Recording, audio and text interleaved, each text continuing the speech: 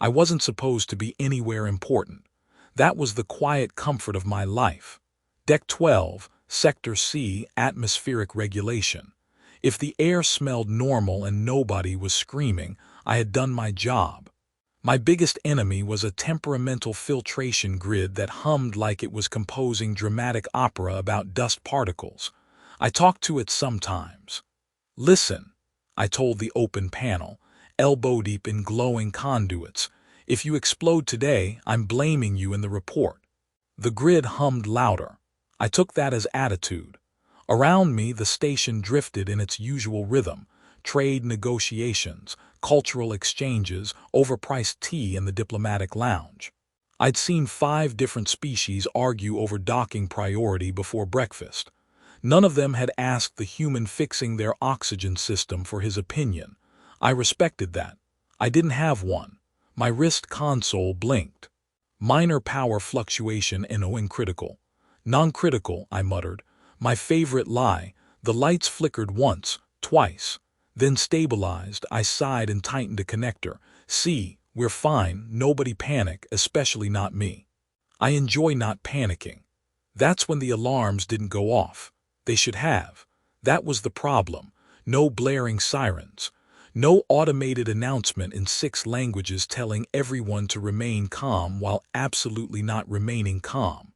Just a heavy silence followed by the faintest tremor under my boots. My console froze. Then every corridor light went red. "Oh, good," I said. "Minimal drama."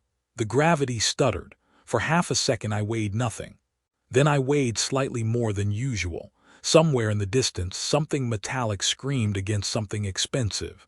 Comms crackled.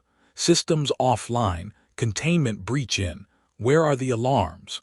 That last one felt personal. I pulled my arm out of the panel and sealed it. If the system wanted to fail, it could at least fail neatly. Smoke began creeping along the ceiling from the adjoining corridor. "Okay," I told myself. "Step 1, don't die. Step 2, file complaint." I jogged into the hall. Doors were stuck half open like indecisive mouths. Emergency lights blinked without urgency. People were running, shouting in languages that translated roughly to "this is very bad." A transport cart shot past me unmanned, hit a wall and politely fell over. I activated my portable override tool and tried the nearest bulkhead. It sparked and displayed a message. "Access DENIED, priority lock." Priority lock, I frowned. "I literally maintain your lungs." The station shook again. That's when I heard it. Not a scream, not exactly. A small voice trying very hard to be brave. "I am not afraid," it said softly to nobody. I turned. Smoke curled from a junction ahead. The corridor lights flickered, and in that stuttering glow I saw her, small, alone, standing very straight as if posture could defeat catastrophe. She looked almost human. Almost. Her skin shimmered faintly under the emergency lights, like distant starlight trapped beneath the surface. And from either side of her head curved long, elegant ears, too large for her small frame, trembling despite her effort to stay still. She clutched a small metallic device to her chest. "I am not afraid," she repeated. "Great," I said, jogging toward her. "Because I am, and it would be embarrassing if we both were." Her eyes snapped to me, wide, assessing. "You are human," she said. "Unfortunately confirmed." The corridor shuddered. A panel exploded behind her in a shower of sparks. That ended the debate. I scooped her up. She was lighter than I expected, but she stiffened in protest. "I can walk," she insisted. "I believe you," I said, already running. "But I have longer legs and a deep fear of fire." Smoke thickened. My override tool buzzed uselessly against another sealed door. "Wrong direction," she said calmly. I coughed. I picked the direction that looked less explode-y. "There is a stabilization chamber 3 corridors left," she said. "If the internal map has not changed." "Has the internal map changed recently?" She considered that. "Possibly." "Excellent." The gravity dipped again. I nearly lost my footing. She grabbed my collar with surprising strength. "You are inefficient," she informed me. "Correct, but I am committed." We turned left. The air grew hotter. Behind us something boomed. Ahead, a door flickered between locked and confused. I slammed the override tool against the panel. "Please," I muttered, "for once in your life be dramatic in a helpful way." The panel flashed green. The door slid open just enough. I squeezed through as it tried to reconsider. Inside, the air was clear. Containment fields hummed softly. Emergency power held steady. I set her down. For a moment, we just looked at each other. "You are shaking," she observed. "That's my personality." She studied me with unsettling seriousness. "You returned," she said. "I never left. You could have." I glanced at the sealed door, then back at her. "I fix air filters," I said. Running toward small lost children is not technically in my job description, but it feels like it should be. Voices thundered outside. Heavy boots, coordinated movement. The door opened fully this time. Guards flooded in, tall, armored, their movements precise, and behind them silence followed her. She stepped forward with controlled urgency. Tall, regal. Her presence filled the chamber without effort. She looked like a human woman shaped by starlight and command, and from her head curved long, graceful ears adorned with fine metallic rings that glowed faintly. Her eyes found the child first, then me. The little girl ran to her. "I was not afraid," she announced. The woman knelt, pulling her close, her composure cracking for the smallest fraction of a second. "I know," she whispered. Then the girl turned and pointed at me. "This one carried me," she said. I lifted a hand awkwardly. "High maintenance." The girl's voice grew clear. "Savior." The guards froze, the woman's gaze sharpened. The chamber fell completely silent. I blinked. "I'm sorry," I said carefully. "I think there's been a translation error." "I'm sorry," I repeated, because no one else seemed eager to fill the silence. "I think there's been a translation error." She probably said something like temporary transportation device. That feels more accurate. No one laughed. The guards stood perfectly still, which was somehow worse than if they had aimed weapons at me. The tall woman rose slowly. Up close, her long ears curved past her shoulders, fine metallic rings along their edges emitting a faint harmonic tone, like distant chimes reacting to emotion. Her eyes fixed on me. "You carried her through the breach," she said. "Yes," I answered. In my defense, she was closer to me than the exit. The little girl frowned at me. "You are minimizing." "I cope with humor," I told her. The woman stepped forward. The guards parted without being told. "You remained when the alarms failed." "They didn't fail," I said automatically. "They were creatively silent."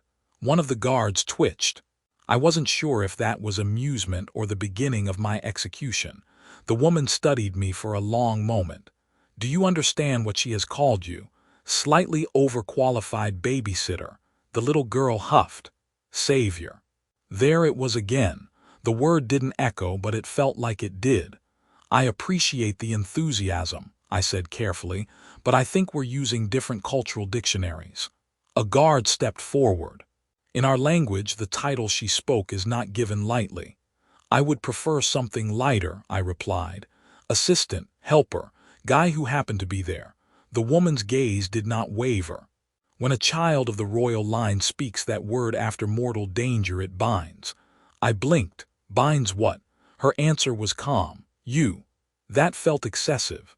"I don't mean to be culturally insensitive," I said, raising both hands slightly, "but I have a shift in 2 hours." The little girl tugged at her mother's sleeve. "He ran the wrong direction first." I pointed at her. "Thank you, finally context." The woman's lips almost moved. "Almost." "You corrected him," she said to the child. "Yes." "And he listened." The girl nodded. The woman looked back at me. "Most do not listen." "Well," I said, "most aren't on fire at the time." A guard approached with a hovering drone projecting flickering schematics. "Your Majesty, containment reports confirm sabotage in the alarm grid. The override sequences were manually corrupted." I lifted a finger. I knew it. That system never liked me. The woman's eyes sharpened.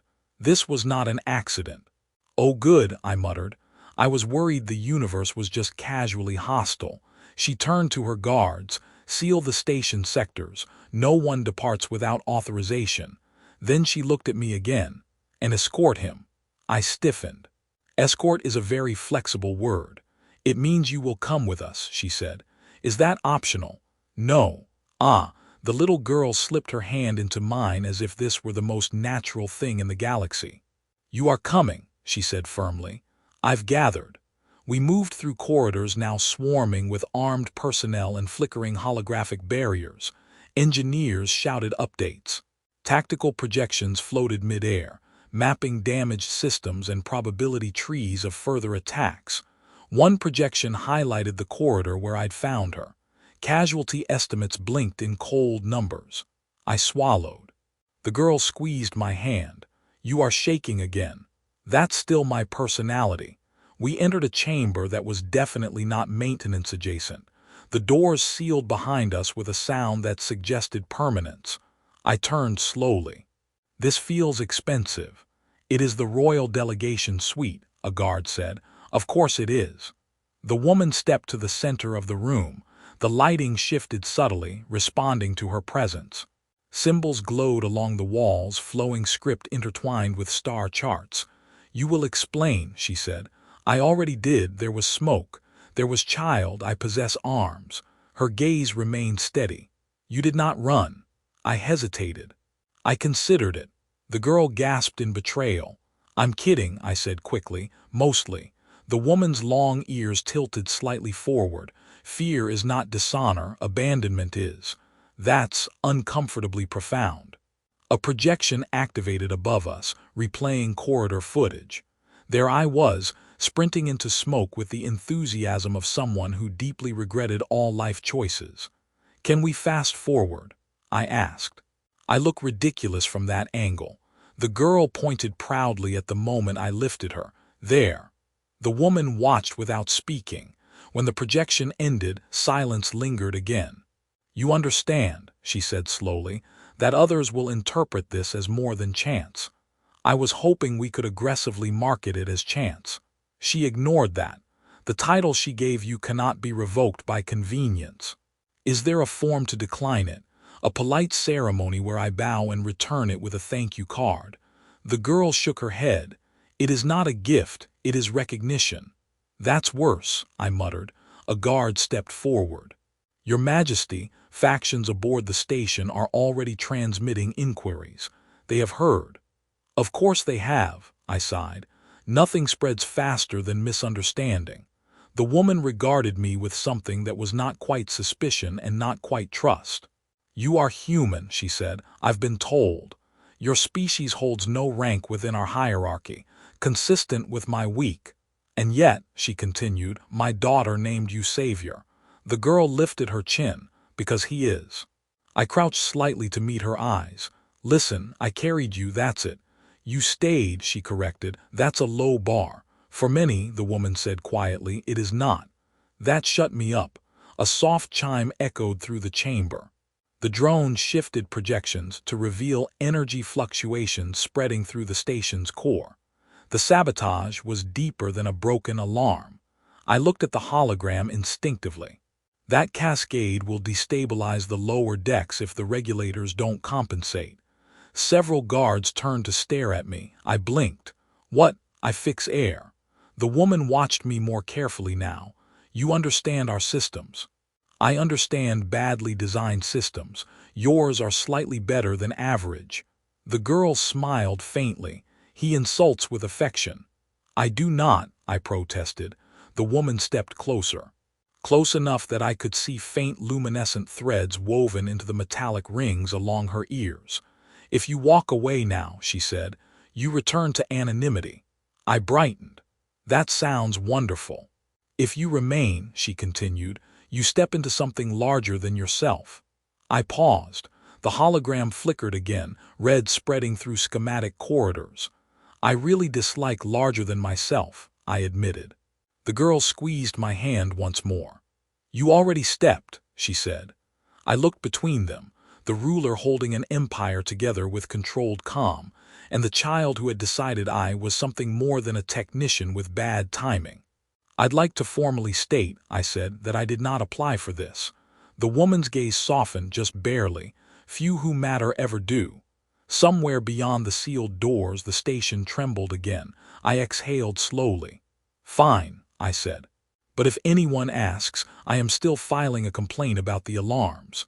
They did not let me go back to Deck 12. I asked. Twice.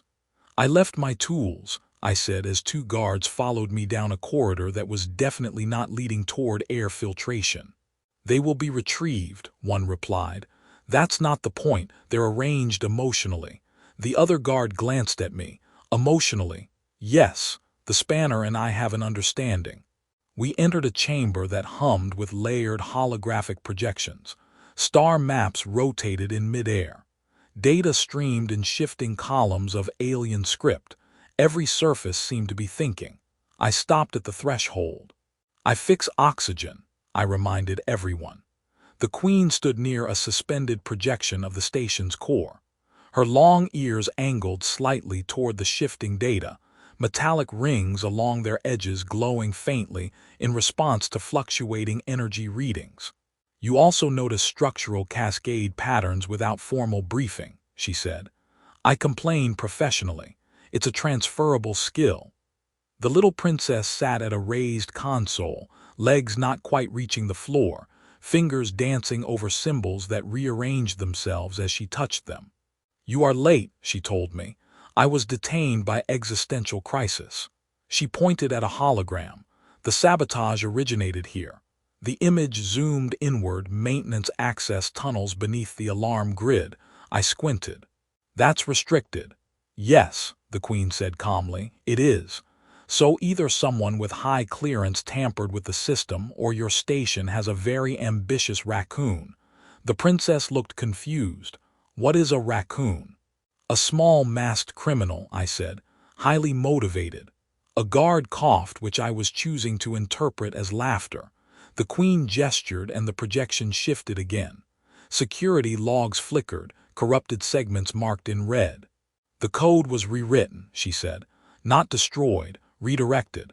I leaned closer despite myself. Redirected where? A secondary map flared to life, tracing energy flow into a sealed sector near the station's diplomatic ring. That sector houses representatives of 3 noble houses, a guard said. Ah, I replied. Nothing says peaceful negotiation like weaponized fire alarms. The princess slid off her seat and walked over to me. You understand this, she said. I understand broken things, I corrected. She tilted her head. Then you will fix this. That's very optimistic of you. The Queen watched us both. You hesitate, she said. I'm calculating how much of this is above my pay grade. And it's aggressively above. A new alert pulsed across the projection. Energy buildup detected, core feedback loop initiated. I pointed. That's not good. The guard nearest the console stiffened. We are attempting manual override. From here? I asked. Yes, I winced. You're too far removed, feedback's going to outrun you. The Queen's gaze sharpened. Explain. I stepped forward before remembering I was apparently important now. Your sabotage didn't just silence alarms, I said. It rerouted emergency power into a recursive loop. The system thinks there's still a crisis and keeps feeding energy into containment. Containment of what? The princess asked. Nothing, I replied. Which is the problem? It's containing imaginary disaster. The guard frowned. How does one fight imaginary disaster? With real adjustments, I said. You need to interrupt the loop at the physical relay. The Queen did not blink. Which is located? Lower maintenance junction. A pause, Deck 12. I tried not to smile. You wish to return, she observed. I wish to prevent the station from vaporizing, I said carefully. My tools just happened to be there. The princess brightened. I will go. 3 guards spoke at once. No. She crossed her arms. He is my savior. How polite. I descended first. The maintenance junction greeted me like an old friend who had set the house on fire. Panels sparked. Conduits pulsed erratically. There you are, I muttered to the relay core. Miss me. The guard looked around. You speak to machinery. It helps morale. I knelt and connected the field stabilizer. The energy reading spiked violently. "That's new," I said. "Can you interrupt it?" the guard asked. "Yes," I replied, with a moderate chance of catastrophic feedback. "That is not reassuring. I specialize in not reassuring." I adjusted the coupling manually. The princess's voice echoed faintly through my wrist communicator. "You are still inefficient." I smiled despite myself. "Working on it," I said. The relay shrieked. Energy arced across the chamber. I slammed the stabilizer into place and twisted the primary conduit. For a heartbeat, everything went silent. Then the hum stabilized. The red warning on my console flickered and vanished. I sagged back against the panel. "Well," I said, "that was mildly life-threatening." The guard checked his readings. Core stabilization confirmed. "See," I said. "Imaginary disaster resolved." Through the communicator, I heard the princess exhale in relief. "You returned," she said again. "I told you," I replied, wiping soot from my hands. "I fix broken things." There was a pause. Then the queen's voice came through, calm and steady. "And what," she asked softly, "will you do when what is broken is not machinery? And what will you do when what is broken is not machinery?" I stared at the relay core for a moment longer than necessary. "I'll pretend it is," I said finally. "It's worked so far." Silence answered me through the communicator. Then the princess spoke. "That is not a strategy. It's an emotional survival technique." One of the guards gestured toward the ladder. "We should return." "Yes," I agreed quickly, "before something else decides to express itself explosively." We climbed back up into corridors that no longer trembled. Emergency lights shifted from red to cautious white. The station sounded like it was breathing again. "That's better," I muttered. "I prefer structures that inhale responsibly." When we re-entered the command chamber, every projection had changed. No longer emergency schematics, now political overlays. Noble house sigils hovered in tense constellations. Transmission logs scrolled in columns of coded speech. I stopped. "Oh," I said, "it's that kind of problem." The queen stood at the center of it all. "Stabilization is confirmed," she said. "Good," I replied. "I enjoy continued existence." A guard activated a hologram. 3 figures appeared in translucent form, representatives of the noble houses stationed aboard. "We demand clarification," one said sharply. "Security failed under your watch." "Your alarms malfunctioned," another added, "coincidentally during our negotiations." I raised a hand slightly. To be fair, they malfunctioned very creatively. The queen did not look at me, but one of her long ears angled subtly in my direction. "You imply involvement," she said to the projections. "We imply negligence," the first noble replied. I leaned toward a guard. "Is it always this subtle?" "Always," the guard said. The princess stepped beside her mother. "He fixed it," she announced, pointing at me. All 3 holographic nobles focused on me at once. I resisted the urge to wave. "That is the human," one asked. "I have a name," I muttered. "He interferes in matters beyond his station," another said. "That is literally my station," I replied. "Maintenance." The third noble narrowed his eyes. "You were present in the corridor, where the royal heir was endangered." "Yes," I said, "regrettably." "Regrettably," the princess echoed. "Timing-wise," I clarified. The queen lifted her hand and the chamber quieted. "The sabotage originated in restricted access corridors," she said. "Code sequences traced to diplomatic authorization levels." A murmur rippled through the holographic projections. "You accuse us," the first noble demanded. "I state facts," she replied. I cleared my throat. "Technically," I said, stepping forward before reconsidering, "the code was elegant. Whoever did it understood both emergency protocol and political optics." The queen's gaze flicked to me briefly. "Explain," she said. "If the alarms had simply failed, it would look like incompetence," I said. "But redirecting power into a feedback loop creates visible instability, panic, suspicion. People start looking for someone to blame. And you believe that someone is me." The first noble asked coldly. I believe, I said carefully, that someone wanted the station unstable during negotiations. The princess folded her arms. You are inefficient conspirators. The guard beside me coughed again. One of the nobles leaned closer to his projection. You elevate a human to sacred title and expect us not to question your judgment. Ah, there it was. I pointed at myself. I would also like to question her judgment. The princess glared at me. The queen's voice remained calm. My daughter spoke a word of her own will. A child's panic does not define imperial law, another noble snapped. The princess stepped forward. I was not panicking. You were in danger, he said. Yes, she replied evenly. And he stayed. Silence. The queen turned slightly toward me. You see, she asked softly. I see that I should have stayed in bed, I murmured. One noble's projection flickered, then stabilized. Your declaration has already caused unrest, he said. Lower houses question tradition. They ask whether bloodline still governs destiny.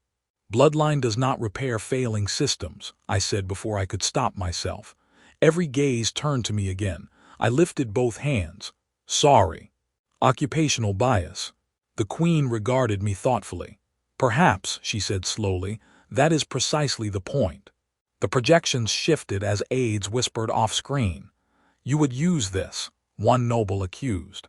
Symbolism to undermine structure. I would use truth, the queen replied. The princess looked at me. You said imaginary disasters require real adjustments, she said. I winced. Please do quote me in political arguments. The queen's long ears angled forward, metallic rings resonating faintly. Security logs are being transmitted to the council, she said. If any house disputes authenticity, we will conduct open audit. That was bold. One noble stiffened. Open audit risks exposing sensitive activities. I suggested helpfully. The guard next to me whispered, you are reckless. I am consistent, I whispered back. The holograms dimmed slightly as private channels activated among them. I leaned toward the queen. For what it's worth, I said quietly, this wasn't about killing anyone. You are certain? Too elaborate, I replied. If someone wanted destruction, they'd overload the core directly. This was theater. Political pressure, she murmured. Exactly, controlled chaos, enough to make everyone nervous, enough to question your authority. The princess looked between us. Then they miscalculated, she said.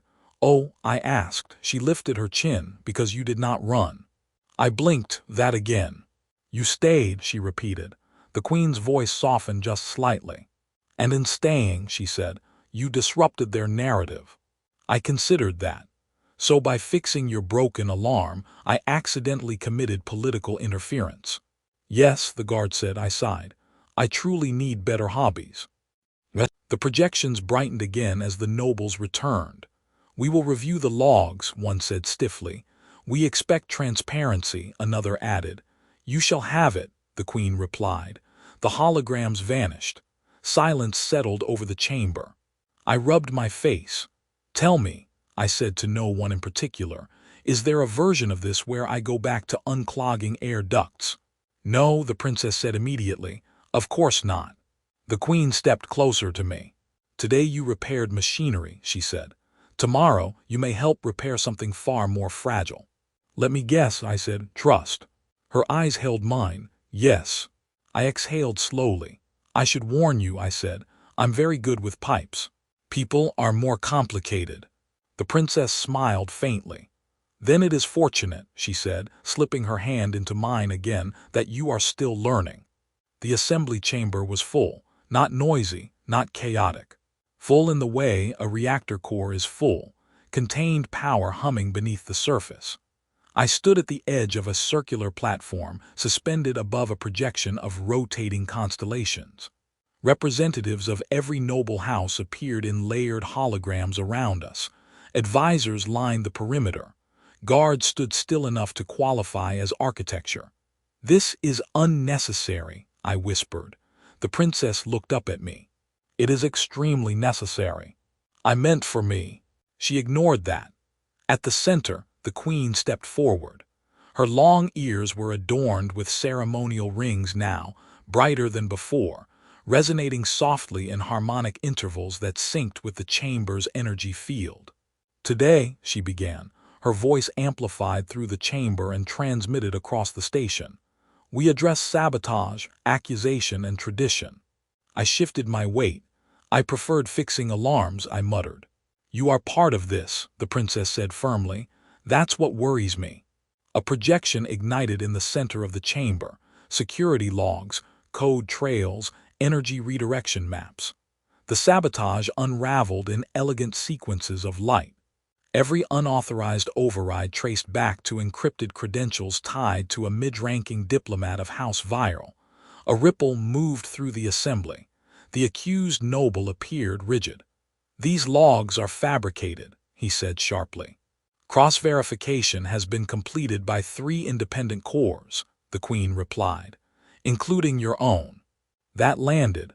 The projection split, revealing internal communications, fragments of strategy discussions, not about destruction, about leverage, about destabilizing negotiations long enough to force concessions. I leaned toward a guard, called it. The guard did not respond, but I saw his jaw tighten in what might have been reluctant agreement. "You risk civilian lives," the queen continued. "We calculated containment thresholds," the accused noble snapped. "No fatalities were projected." "Projected," I echoed softly, comforting. The princess stepped forward unexpectedly. "You frightened me," she said, her voice carrying across the chamber. The noble hesitated. "That was not the objective." "But it happened," she replied. "You made fear a tool." Silence followed that. The queen turned slightly toward me.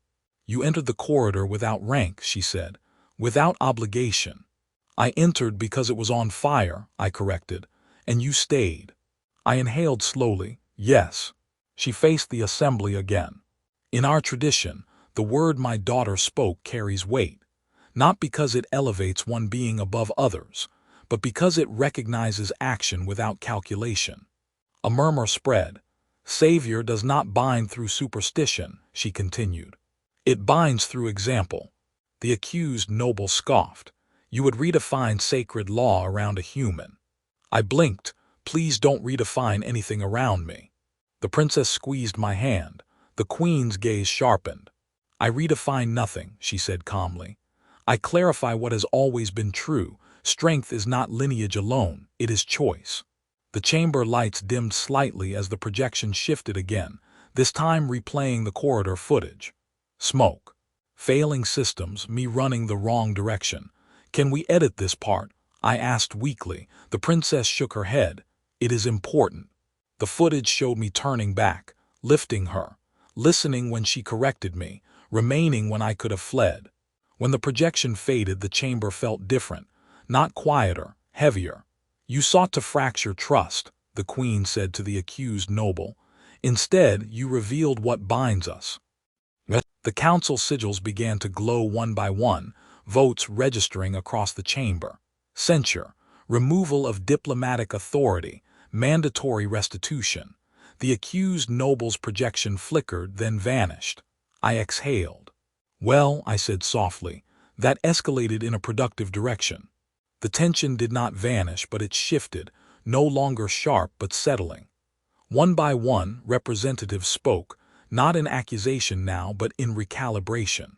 Proposals for transparency, joint oversight of emergency systems, cross-house engineering audits.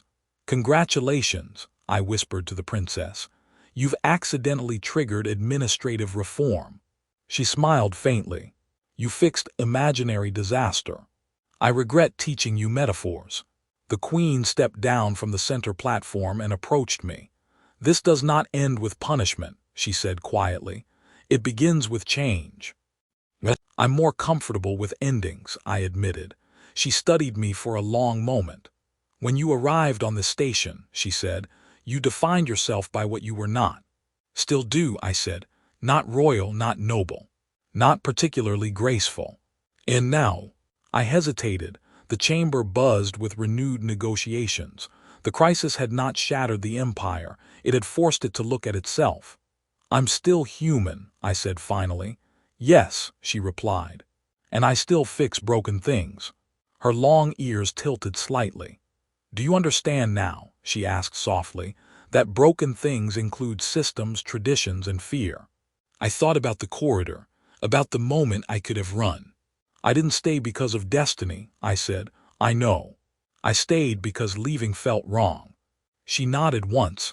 That is why the word was spoken. The princess tugged at my hand. You are still shaking, she said. That, I replied, is now growth. She considered that acceptable.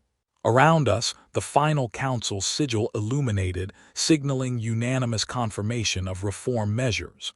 The queen turned back to the assembly. Let this be recorded, she said. Titles are not inherited through blood alone. They are recognized through action. Then she looked at me. You may relinquish the title, she added quietly. No law compels you. Every instinct in me wanted to take that exit. Return to deck 12. Argue with air filters, complain about coffee.